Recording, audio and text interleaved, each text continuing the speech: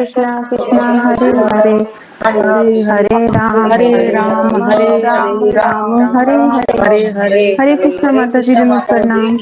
कृष्णा माता जी प्रणाम सभी हरे कृष्णा माता जी दंडवत प्रणाम। ओम कृष्ण अंधारस्य ज्ञानास्य च शलाकया चक्षुरुमिलितं येन तस्मै श्रीगुरुवे नमः। श्रीचैतन्यमनोऽभीष्टं स्थापितं येन भूतले समरूपकदा मह्यं ददाति सौपदन्तिकम्। वन्दे अहं श्रीगुरु श्रीयुतपदकमलं श्रीगुरून् वैष्णवांश्च श्रीरूपं साग्रजातं सहगण रघुनाथविन्दं तं सञ्जीवं साद्वैतं सावधूतं परिजनसहितं कृष्ण चैतन्यदेवं श्रीराधाकृष्णपादान् सहगण ललिता श्रीविशाखा विनुताश्च हे कृष्ण करुणा सिंधु दीनबंधो जगतपते गोपेश गोपिका कांत राधा कांत नमस्तुते तप्तकाशनंग गौरांगी राधे वंदे वनेश्वरी वृषभानुसुते देवी प्रणमामि हरिप्रिये वाञ्छाकल्पतरुभयश्च कृपा सिन्धुभयश्च पतितानां पावनेभ्यो वैष्णवभ्यो नमो नमः। श्री कृष्ण चैतन्य प्रभु नित्यानंद श्री द्वैत गदाधर श्रीवासादि गौरा भक्तवृंद। हरे कृष्णा कृष्णा कृष्णा हरे हरे हरे राम राम राम हरे हरे। हरे कृष्णा कृष्णा कृष्णा हरे हरे हरे राम राम राम हरे हरे। हरे कृष्णा माता जी।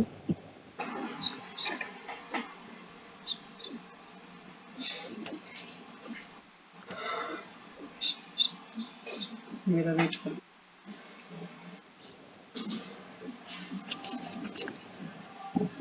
हाँ जी करो माता जी शुरू करो। हाँ हाँ हाँ।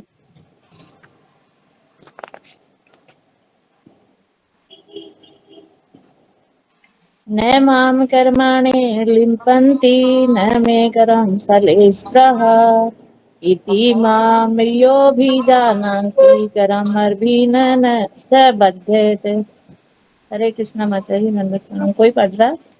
हरे कृष्ण माता जी दंडवत प्रणाम। अध्याय संख्या 4 दिव्य ज्ञान श्लोक संख्या 14। न माम कर्माणि लिम्पन्ति न मां करं फले सप्रहा इति माम यो अभिजानन्ति कर्म विनरं स विधेयते। हरे अध्ययन। कृष्ण माता जी दंडवत प्रणाम। हरे कृष्णा माता जी दंडवत प्रणाम। श्रीमद् भगवत गीता यथारूप अध्याय 4 श्लोक संख्या 14। न माम कर्माणि लिपन्ति न मे करम फले सफलः इति माम यो अभिजयन्ति करम भिन्नं सेवते। हरे कृष्णा माता जी दंडवत प्रणाम। सभी भक्तों को दंडवत प्रणाम। हरे कृष्णा माता जी धन्यवाद प्रणाम। सभी भक्तों को धन्यवाद प्रणाम। श्रीमद् भगवद गीता यथारूप अध्याय 4 श्लोक संख्या 14। न माम कर्माणि लिप्पन्ति न मे कर्म फले सप्रहा इति माम यो अभिजानति कर्म भीर्न स बध्यते। हरे कृष्णा माता जी धन्यवाद प्रणाम।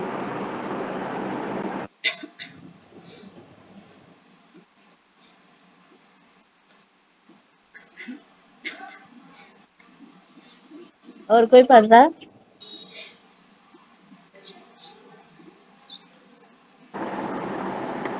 और किसी को पढ़ना है अभी? नहीं माता जी आप करो क्लास चालू। हाँ जी। शब्दार्थ न कभी नहीं माँ मुझको कर्माणि सभी प्रकार के कर्म लिम्पन्ति प्रभावित करते हैं। न नहीं मैं मेरी कर्म फले सकाम कर्म में स्पृहा महत्वाकांक्षा इति इस प्रकार माम मुझको यह जो जानाती जानता है कर्म भी ऐसे कर्म के फल से न कभी नहीं स वह बद्ध से बंध जाता है। मुझ पर किसी कर्म का प्रभाव नहीं पड़ता, न ही मैं कर्म फल की कामना करता हूँ। जो मेरे संबंध में इस सत्य को जानता है वह भी कर्मों के फल के पास में नहीं बनता। इसमें भगवान श्री कृष्ण के बारे में यह बताया है, भगवान कई प्रकार के कार्य करते हैं पर उनमें बनते नहीं हैं। जो कार्य करते हैं उनकी उनको कोई लालसा नहीं होती है। इसी तरह भगवान के भक्तों की चेतना भी कर्मों के बंधन से मुक्त हो जाती है। जो समग्र व्यक्ति है, जो दोष नहीं लगाता, वह भगवान केवल कर्म का प्रभाव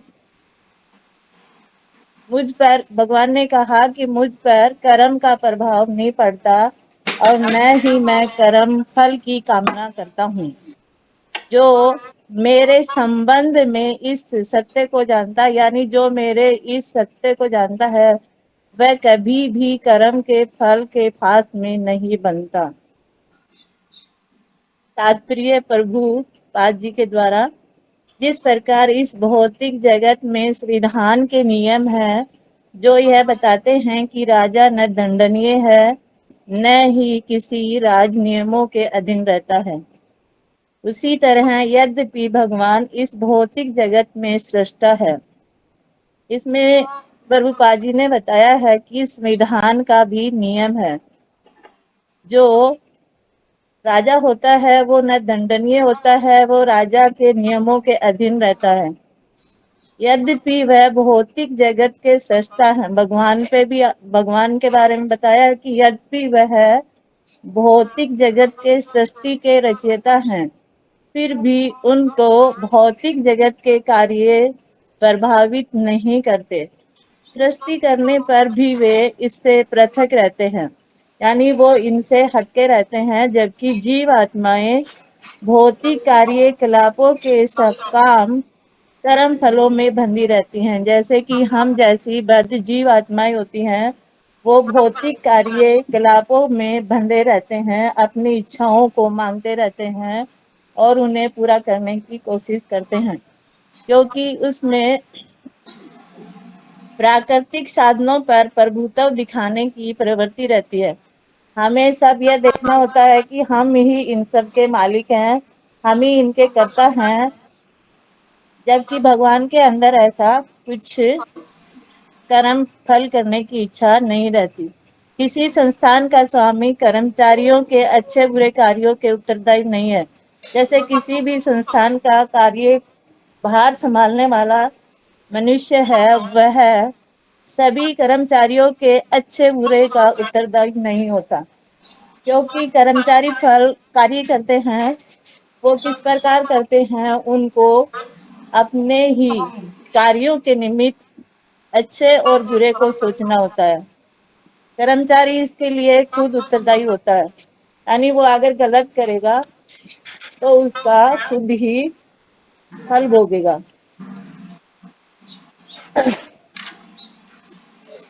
इसके अंदर एक रामायण का भी श्लोक है, तुलसीदास जी ने बताया है, स्मृद हो नहीं दोष गुसाई, रवि पावक सूर्य सौरी की नाई। यानी इसमें कहा गया है कि सूर्य सामान्य व्यक्ति है कि वह कहीं गंदे स्थान पर जाता है तो उसे कोरोना हो, मलेरिया हो सकता है या टाइफाइड हो सकता है, परंतु सूर्य देव इन प्रदूषणों से, इंस्पेक्शनों से प्रभावित नहीं होता। सब प्रकार सोख लेता है, यानी अपनी तप से सब प्रकार सोख लेता है और स्थान को पवित्र कर देते हैं। वह स्वयं खुद भी अप्रभावित रहते हैं। ठीक इसी प्रकार शिव जी ने विष का पान किया, लेकिन उस विष को पीने के बाद शिव जी पर कोई असर नहीं हुआ। उन्होंने उस विष को, यानी जो विष पिया था वह कालकोट विष था, उन्होंने उस विष को अपने गले में धारण किया, इसलिए वह नीलकंठ कहलाए। इसी तरह से अग्नि का उदाहरण दिया है कि अग्नि चीजों को भस्म कर देती है, स्वयं कभी भी मलिन नहीं होती। जो भी अशुद्ध चीजें होती हैं उनको अग्नि में हम तपाते हैं तो वह पवित्र हो जाती हैं। ठीक उसी तरह से सुरेश्वरी यानी गंगा को कहा गया है कि गंगा के अंदर कितने सारे गटर का पानी जाकर गिरता है, लेकिन वह उसे अपवित्र नहीं करता, जबकि गंगा उसी गटर के पानी को पवित्र कर देती है। ठीक उसी प्रकार जो मनुष्य भगवत भक्ति में लगे हुए होते हैं उन्हें दोष दिखाई नहीं देते, वे अपनी भक्ति में रमण रहते हैं, क्योंकि भगवान दिव्य होते हुए भी वह किसी भी कार्य में लिप्त नहीं होते। जिस तरह से भगवान ने रास लीलाएं की थी तो गोपियों को घमंड हो गया था कि भगवान हमारे रूप के ऊपर मोहित हो गए, लेकिन भगवान ने जब अपने अंतर आत्मा से यह महसूस किया तो वो क्षण भर में ही लुप्त हो गए और उनका घमंड दूर हो गया। यानी भगवान अपने भक्तों पर मोहित होते हैं, उन पर लिप्त नहीं होते। ठीक उसी तरह आगे जीव आत्माएं अपने इंद्रिय तृप्ति कार्य में लगी रहती हैं, किंतु ये कार्य भगवान द्वारा निर्दिष्ट नहीं होते। जो जीव आत्माएं होती हैं वो अपनी इंद्रियों को तृप्त करने के कार्य में लगी रहती हैं, परंतु इनके कार्य भगवान के द्वारा निर्दिष्ट होते हैं। ये कब उनको कौन सा फल मिल रहा है यह सब भगवान ही उनको देते हैं। इंद्रिय तृप्ति को उत्तर उन्नति के लिए जीव आत्माएं इस संसार के क्रम में प्रवृत्त है और मृत्यु के बाद स्वर्ग सुख की कामना करती रहती हैं। यानी जो हम जीव आत्माएं हैं वो अपने संसार के क्रम में प्रवृत्त होकर और ये सोचते रहते हैं कि मरने के बाद स्वर्ग की प्राप्ति हो, लेकिन स्वर्ग में भगवान स्वयं में पूर्ण होने के कारण भगवान को तथा कथित स्वर्ग सुख का कोई आकर्षण नहीं रहता। स्वर्ग के देवता उनके द्वारा नियुक्त सेवक है, यानी भगवान ने स्वर्ग का अलग से देवता नियुक्त कर रखा है, जो कि स्वयं भगवान पूर्ण होने के कारण स्वर्ग का सुख को कोई आकर्षण नहीं होता, क्योंकि उन्होंने स्वर्ग के देवता को नियुक्त सेवक है बना रखा अलग से ही। स्वामी कभी भी कर्मचारियों का सा निम्न स्तरीय सुख नहीं चाहता। यानी जो भी किसी भी संस्था द्वारा कोई स्वामी होता है वो अपने कर्मचारियों के द्वारा निम्न स्तरीय सुख नहीं चाहता। वह भौतिक क्रिया प्रतिक्रिया से पृथक रहता है। वह जो भौतिक क्रियाएं और प्रतिक्रियाएं होती है उनसे अलग रहता है। उदाहरणार्थ पृथ्वी पर उगने वाले विभिन्न वनस्पतियों में उगने के लिए वर्षा उत्तरदायी होती नहीं होती। यानी जब वर्षा होती है तो उसका कोई भी बीज आ जाता है तो वह, जैसे अगर वट वृक्ष का बीज आ गया तो वो पनप जाएगा, बेरी का आ गया तो वो पनप जाएगा, फूल पौधे का आ गया तो वो पनप जाएगा और फल का आ गया तो वो पनप जाएगा, लेकिन उसके अंदर वर्षा का कोई उत्तरदायी नहीं होता। फल वाले वृक्ष से फल लगेंगे और फूल वाले वृक्ष से खुशबू आएगी और बेरी के वृक्ष से कांटे निकलेंगे। तो इस तरह से हर इंसान भी अपने अपने अलग अलग योनि में चला जाता है। यद्यपि वर्षा के बिना वनस्पति नहीं उग सकती, वैदिक स्मृति से इस तथ्य की पुष्टि इस प्रकार होती है। निमित्त मात्र में वाशो सर्जानाम सरग कर्माणि प्रधान कारणीभूता यतो वयम सृज्य शक्य। यानी भौतिक सृष्टि के लिए भगवान ही परम कारण है। प्रकृति तो केवल निमित्त कारण है जिससे विराट जगत दृष्टिगोचर होता है। भौतिक सृष्टि के लिए भगवान ही परम कारण है, प्रकृति तो केवल निमित्त मात्र है जिससे विराट दृष्टि यानी जितना भी संसार है वो दृष्टिगोचर है। प्राणियों की अनेक जातियां होती हैं। हम जैसे प्राणी हैं उनकी अनेक जातियां होती हैं, जैसे देवता, मनुष्य, निम्न पशु, ये सब पूर्व शुभ और अशुभ कर्मों के फल भोगने को बाध्य हैं।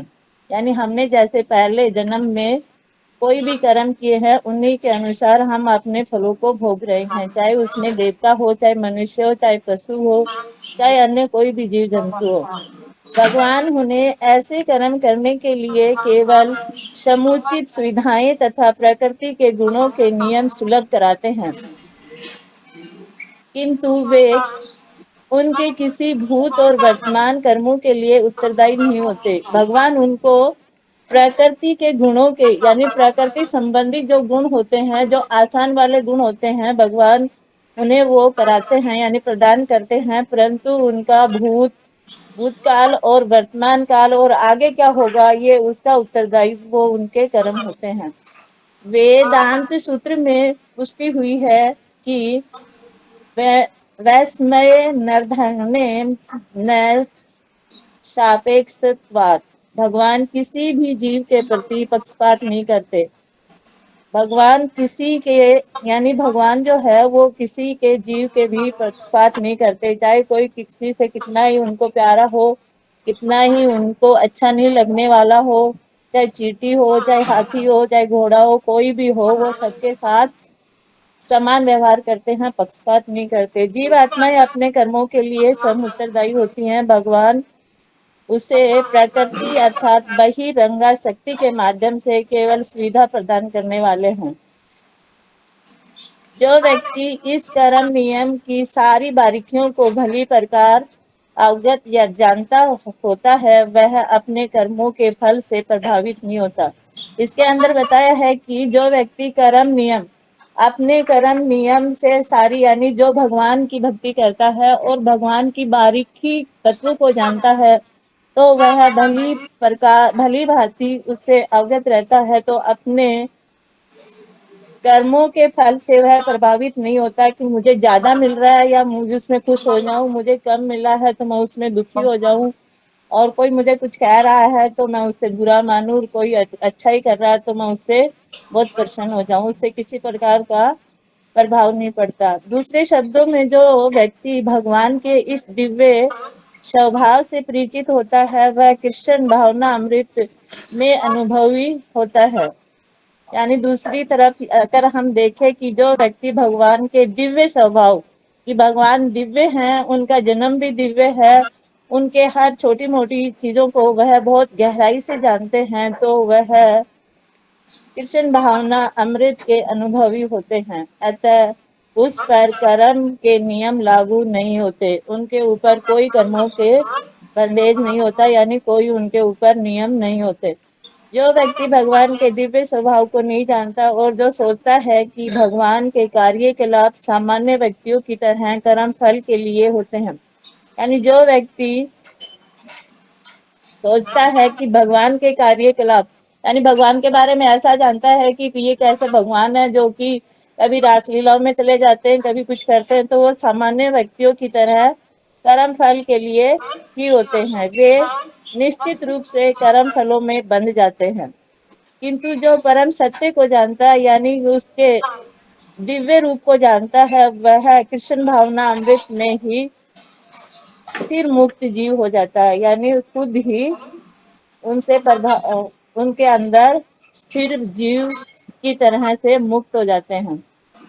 अगला श्लोक है एवं ज्ञात्वा कृतं कर्म पुनरपि मुमुक्षुभिः कुरु कर्मेव तस्मात् पुरो कर्म करतम्। हरे कृष्णा माता जी, दंडवत प्रणाम। कोई पढ़ रहा है? हरे कृष्ण माता जी प्रणाम। श्लोक संख्या 15। एवं ज्ञात्वा कृतं कर्म पूर्वमपि मुमुक्षुभिः कुरु कर्म तस्मात् तत्त्वं पूर्वं पूर्वतं कृतं तरम पूर्वतरम कृतम। हरे कृष्ण माता जी ने प्रणाम। हरे कृष्ण माता जी नमः प्रणाम। एवं ज्ञात्वा कर्तं कर्म पूर्वैरपि मुमुक्षुभिः कुरु कर्मेव तस्मात् तत्त्वं पूर्वे पूर्वोत्तरं कृतं। हरे कृष्ण माता जी नमः प्रणाम। हरे कृष्ण हरे माता जी। कृष्ण माता जी दंडवत प्रणाम। अध्याय 4 श्लोक संख्या 15। एवं ज्ञात्वा कृतं करं पूर्वैरपि मुमुक्षुभिः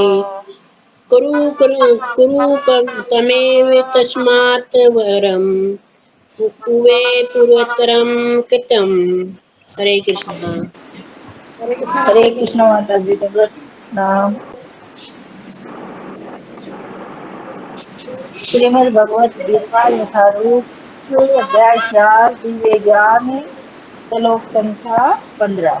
एवं ज्ञात्वा कर्तं करं पूर्वमपि मोक्षोऽपि कुरु कर्म वै तस्मात् त्वं पूर्वतरं करत्रम्। हरे कृष्णा माता जी दंडवत प्रणाम। सभी भक्तों को दंडवत प्रणाम। हरे कृष्ण हरे माता जी। कृष्णा माता जी। अरे यार। बोल। हाँ जी गीता माता जी आप बोल लीजिए। आप बोलो माता जी बोलो। अच्छा। हरे कृष्णा माता जी दंडवत प्रणाम सभी माताओं को। श्रीमद् भगवत गीता यथारूप अध्याय 4 दिव्य ज्ञान श्लोक संख्या 14।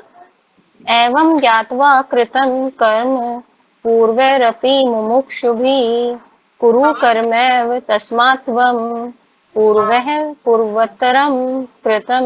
हरे कृष्णा माता जी दंडवत प्रणाम। हरे कृष्ण माता जी दंडवत प्रणाम। श्रीमद् भगवत गीता यथारूप अध्याय 4 श्लोक संख्या 15।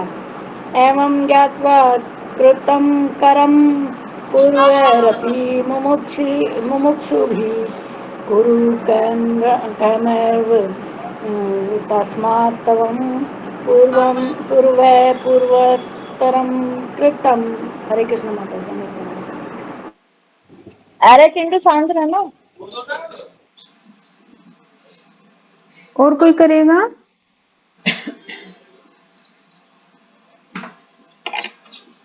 हरे कृष्ण माता जी दंडवत प्रणाम। कोई आ गया था। हाँ पढ़ो।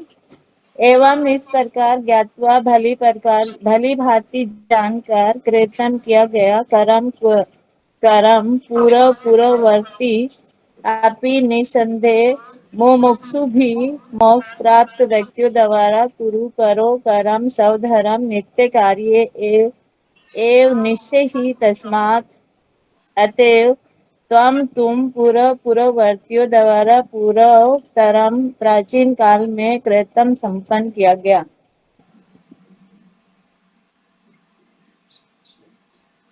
अनुवाद है। प्राचीन काल में समस्त मुक्त आत्माओं ने मेरी दिव्य प्रकृति को जान करके ही कर्म किया।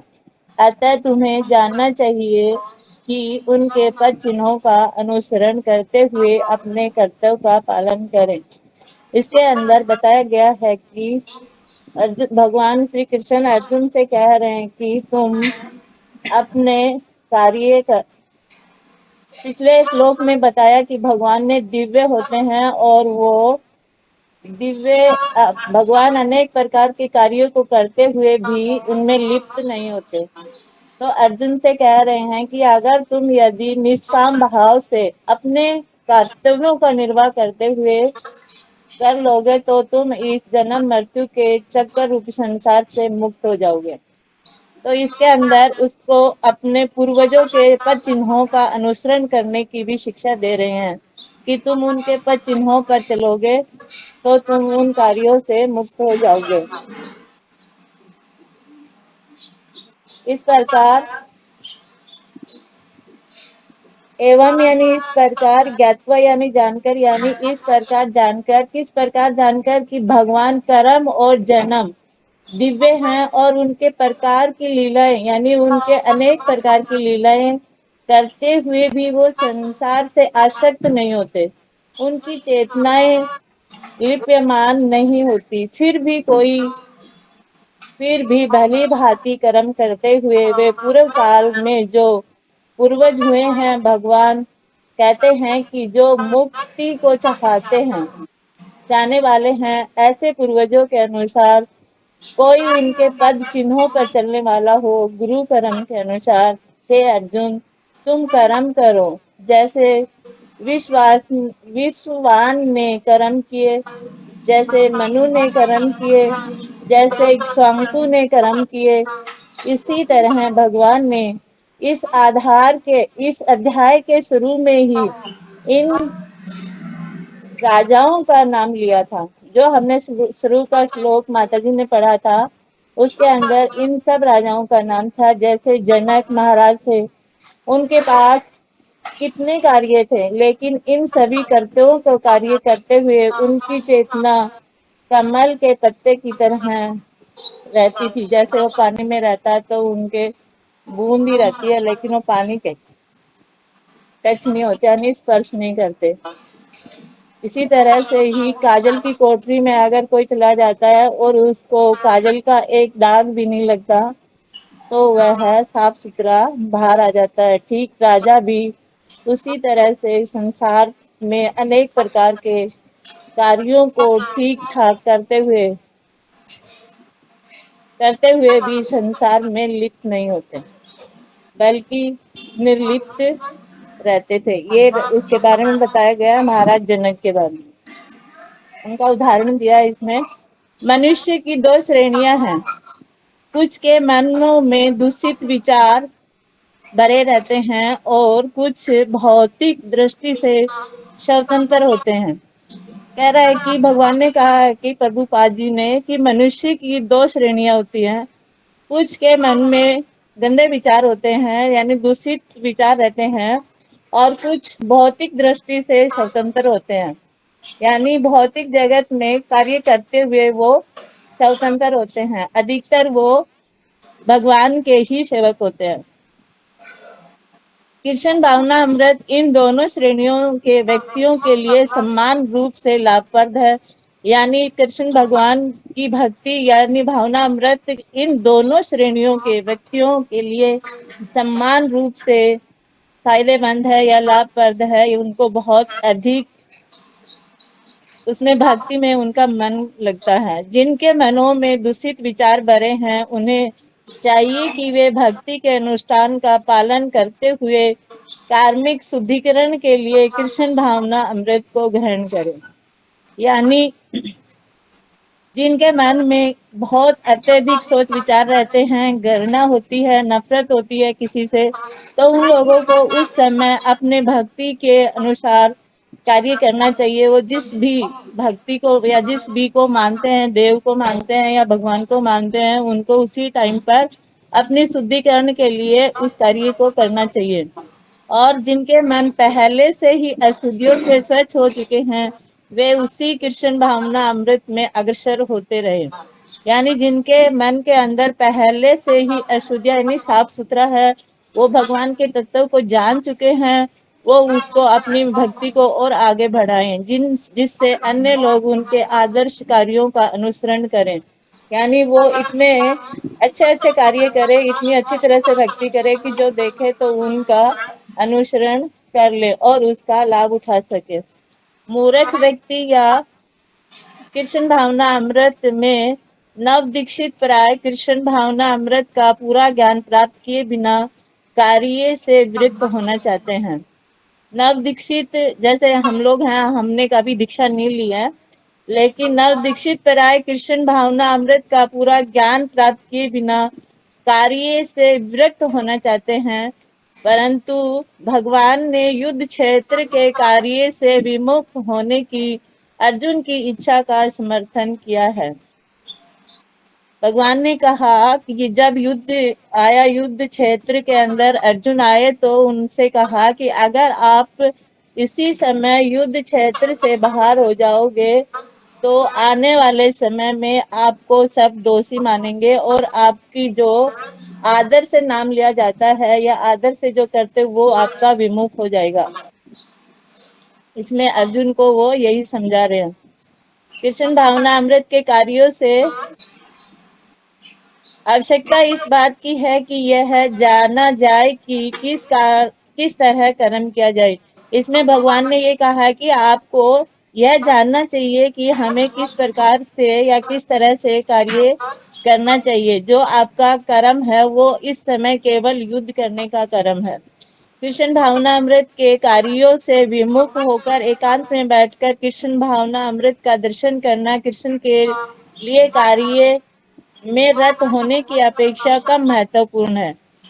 भगवान ने कहा है कि कृष्ण भावना अमृत के कार्यों से विमुख होकर एकांत में बैठकर, यानी हम एकांत में बैठकर कृष्ण भावना अमृत के दर्शन करने के लिए कार्य में रत होने की अपेक्षा हम उस कार्य में लग जाते हैं और उसमें कम महत्वपूर्ण होता है। वो कार्य जो होता है वो कम महत्वपूर्ण होता है, क्योंकि अकेले में तो पता नहीं कैसे कैसे ख्याल आते रहते हैं, तो भगवान की भक्ति नहीं हो पाती है। यहाँ पर अर्जुन की सलाह दी जा रही है कि भगवान के अन्य पूर्व शिष्यों यथा सूर्य देव विश्वान के पद चिन्हों का अनुसरण करेंगे। मैंने अभी शुरू में ही बता दिया था इसका पूरा अर्थ। अनुसरण करते हुए कृष्ण भावना अमृत के कार्य करे, अतः वे उसे सूर्य देव के कार्यों को संपन्न करने के लिए आदेश देते हैं। वो कह रहे हैं कि जिस तरह से सूर्य देव आज के आपके उसमें आश्रय वाले ग्रुप में भी था कि अगर सूर्य देव उदय होते हैं और अंदर कोई सो रहा है और कमरा बंद कर लेता है, खिड़कियां बंद कर लेता है, तो उसको अंधेरा ही नजर आता है। जब तक वो किसी खिड़की को नहीं खोलता है तब तक उसको सूर्य की किरणें उठा नहीं सकती हैं। तो उसमें सूर्य का दोष नहीं है, जबकि अंदर सोने वाले का दोष है। वो तो अपनी किरणें दिखाकर जगाने की पूरी कोशिश करता है। ऐसा ही था माता जी, मैंने इतना ही पढ़ा। तो इसमें कह रहा है कि जैसे सूर्य देव के हम पद चिन्हों पे चलते हैं तो वो अपने कार्य में लगे हुए हैं, वो पीछे नहीं हटते हैं, उसका चाहे कोई अनुसरण करे या नहीं करे। जिससे सूर्य देव ने उनसे लाखों वर्ष पूर्व सीखा था। यहाँ पर भगवान कृष्ण के ऐसे सारे शिष्यों का उल्लेख पूर्ववर्ती मुक्त पुरुषों के रूप में हुआ है, जो कृष्ण द्वारा नित कर्मों को संपन्न करने में लगे हुए थे। ठीक है माता जी, मैंने आज थोड़ा ही पढ़ा था इसको, जैसा भी कोई गलती हो गई हो तो क्षमा करना। बहुत बहुत धन्यवाद माता जी आपका, आपने इसको काफी अच्छे से समझाया है। तो आप सब एक बार अनम्यूट करके माता जी का धन्यवाद करेंगे, हरे कृष्ण महामंत्र बोल के। हरे कृष्णा हरे कृष्णा हरे कृष्णा कृष्णा हरे हरे हरे राम राम हरे हरे। हरे कृष्णा माता जी, नमस्कार, बहुत बहुत धन्यवाद आपका इतना माता जी आपने बहुत ही अच्छा किया इतने कम दिनों में। हरे कृष्ण। हाँ, अभी तो जुड़े हैं थोड़े दिन से पहले ही। माता जी ये टीचर हैं, हाँ तो टीचरों को तो टीचर है पता तभी ही तो, अभी तो और 2-4 बार क्लास करेंगे तो और अच्छे से कर पाएंगे और निखार आएगा। गृहस्थ के आदमी है, अभी भक्ति में आ गए तो हमें कुछ पता चल गया, नहीं तो कुछ भी नहीं मालूम था पहले। धीरे धीरे सीख जाएंगे। तो ठीक है, आज का श्लोक था हमारा 14वां श्लोक। मुझ पर किसी कर्म का प्रभाव नहीं पड़ता, न ही मैं कर्म फल की कामना करता हूँ। जो मेरे संबंध में इस सत्य को जानता है वह भी कर्मों के फल के पाश में नहीं बनता। तो भगवान यहाँ पर बता रहे हैं अर्जुन को कि मुझ पर किसी कर्म का प्रभाव नहीं पड़ता। भगवान कोई कर्म करें या ना करें, इससे उन पर कोई प्रभाव नहीं पड़ता।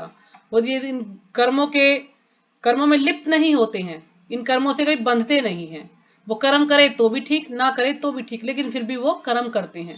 क्योंकि जब भगवान अगर सही कर्म नहीं करेंगे तो सभी जितने भी जीव हैं सब उन्हीं का अनुसरण करते हैं। तो इसलिए भगवान कोई भी ऐसा कर्म ना करें ताकि जीव उनके पद चिन्हों पर चलेगा तो गलत कार्य करे। तो भगवान यहाँ पर कह रहे हैं कि मुझे कोई प्रभाव नहीं पड़ता किसी कर्म का मेरे ऊपर, लेकिन फिर भी वो पिछले श्लोकों में हमने पढ़ा था कि वो कर्म करते हैं ताकि हम जैसे जो लोग हैं उनको शिक्षा देने के लिए। नहीं मैं कर्म फल की कामना करता हूँ, और भगवान कोई इच्छा भी नहीं करते। मान लीजिए उन्होंने कोई कर्म किया तो उसको मुझे कोई फल मिलेगा, तो यानी कोई इच्छा नहीं करते वो। क्यों? क्योंकि भगवान जो है पहले से ही हर चीज से पूर्ण है। भगवान को कहा गया आप्त काम। आप्त काम का मतलब पहले से ही उनकी जितनी भी कामनाएं हैं वो पूर्ण है, हर इच्छा उनकी पूर्ण है, तो उन्हें कुछ चाहिए ही नहीं। इसलिए वो कर्मों के फल कोई भी फलों की इच्छा नहीं होती उनकी, क्योंकि वो शुरू से ही हमेशा से ही पूर्ण है भगवान, क्योंकि भगवान ही सबकी इच्छा पूरी करते हैं, तो भगवान तो अपने आप में पूर्ण है। जो मेरे संबंध में इस सत्य को जानता है, जो भगवान के सत्य को जानता है अच्छी तरह से, भगवान के बारे में अच्छी तरह से जानता है, वह भी कर्मों के फल के पास में नहीं बनता। जो भगवान को अच्छी तरह से जान लेता है कि भगवान के साथ मेरा क्या संबंध है, भगवान कौन है, भगवान कैसे हैं, ये सब कुछ इसको ज्ञान हो जाता है, तो वो भी कर्मों के फल के पास यानी बंधन में नहीं बनता। वो भी पहले जब भगवान के बारे में वो जान जाता है, जैसी भक्ति से जुड़ जाता है, तो वो कर्मों के फल से मुक्त हो जाता है, वो भी इन कर्मों के फलों में नहीं बंधता है। जैसे यहाँ पर प्रभुपाद जी ने उदाहरण दे रखा है एक राजा का, कि राजा कानून बनाता है किसके लिए? प्रजा के लिए, ताकि प्रजा उनका पालन करे। लेकिन राजा के लिए कोई कानून निश्चित नहीं कि राजा ने कानून बनाया प्रजा के लिए तो राजा को वो कानून का पालन करना ही, राजा को कोई पालन नहीं करना है। और राजा को कोई दंड देने का भी अधिकार नहीं है, राजा को कोई दंड नहीं मिलेगा। अगर राजा कोई गलती हो भी जाती है तो राजा दंड का अधिकारी नहीं है, राजा को कोई दंड नहीं दे सकता है। जो भी नियम बनाए गए हैं सब प्रजा के लिए बनाए गए हैं, राजा के लिए कोई नियम नहीं होता है।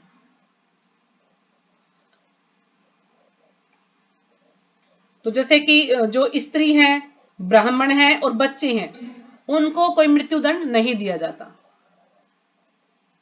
लेकिन अभी इतने समय में एक स्त्री को मृत्युदंड दिया गया है। बताया जाता है कि उस स्त्री ने अपने पूरे परिवार को समाप्त कर दिया था, अपने पूरे परिवार को खत्म कर दिया था अपने एक प्रेमी के साथ मिलकर के, इसलिए एक स्त्री को मृत्युदंड दिया गया है। वैसे स्त्रियों को, बच्चों को और ब्राह्मणों को मृत्युदंड नहीं दिया जाता था, पहले भी और अभी भी ये नियम है।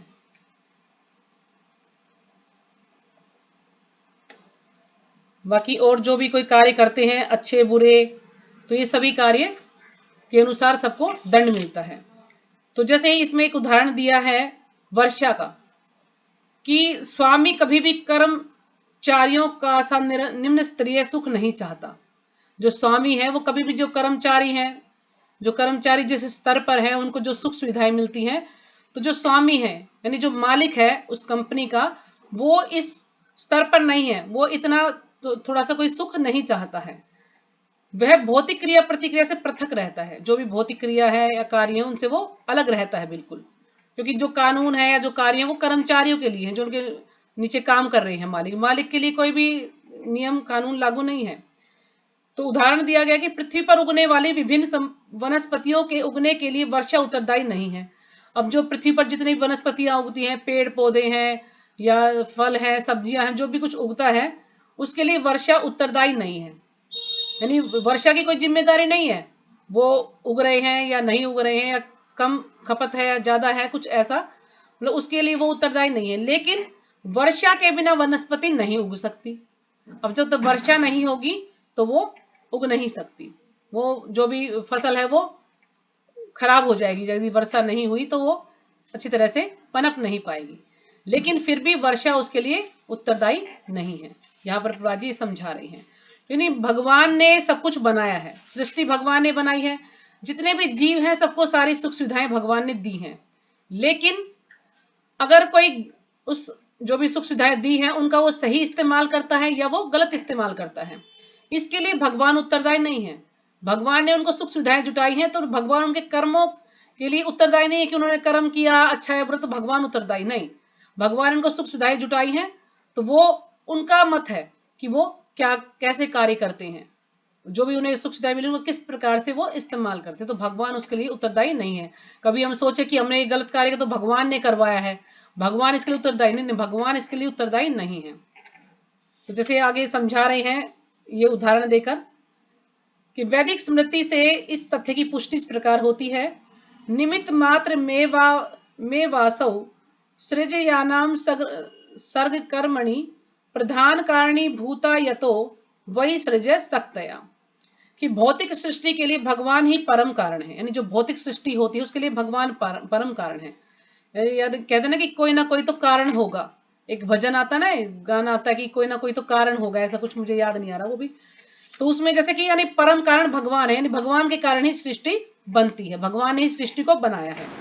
प्रकृति तो केवल निमित्त कारण है, जो प्रकृति हो क्या है, निमित्त कारण है।